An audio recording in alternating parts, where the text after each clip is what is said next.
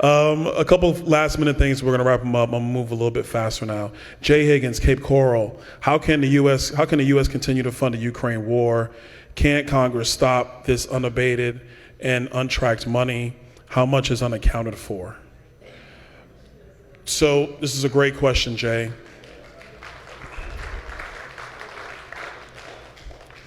We continue to fund the Ukraine war simply because it's now become a proxy war.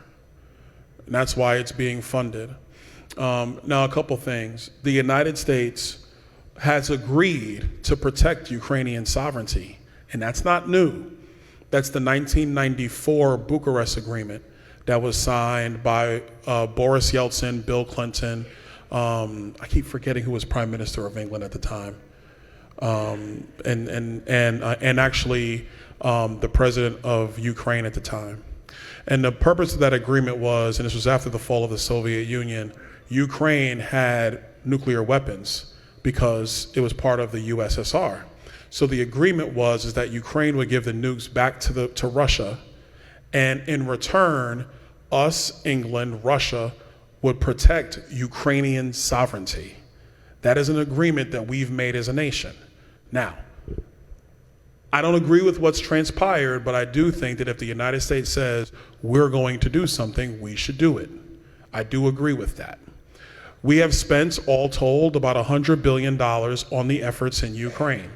About $45 billion of that has gone directly to Ukrainian efforts. Some of it has gone to paying for food, for refugee displacement, helping with refugee displacement, for restocking military stockpiles within our military and also with NATO.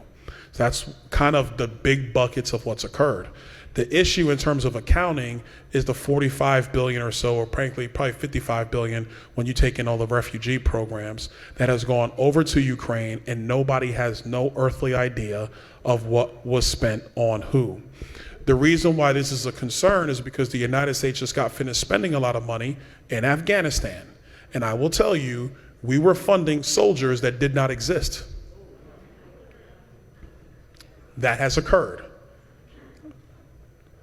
So this is why, for me and a lot of my colleagues, this goes back to how are we going to change things? We've been very clear. We're not voting for a Ukrainian supplemental if there's not real accountability measures in that money that's being spent. Because until that occurs, we're not going to do it. We're not going to do that anymore. I think with respect to what's happened in Ukraine, listen, we'll see what occurs over the next couple of months. You know, this summer offensive is going on. Other countries are now committed to doing this. But at the end of the day, we didn't have to be here. Vladimir Putin was amassing troops on the Ukrainian border for 6 months. Joe Biden did nothing. He watched it happen. This is not a partisan statement. These are the facts. We all saw the troop buildup. We knew it. We didn't act. At any point, he could have easily said, oh, no, this ain't gonna happen. Vladimir, if this happens, this is gonna be our response. Cut that mess out. I know a guy who was president who did that. I know a guy. So that's where I think we are right now.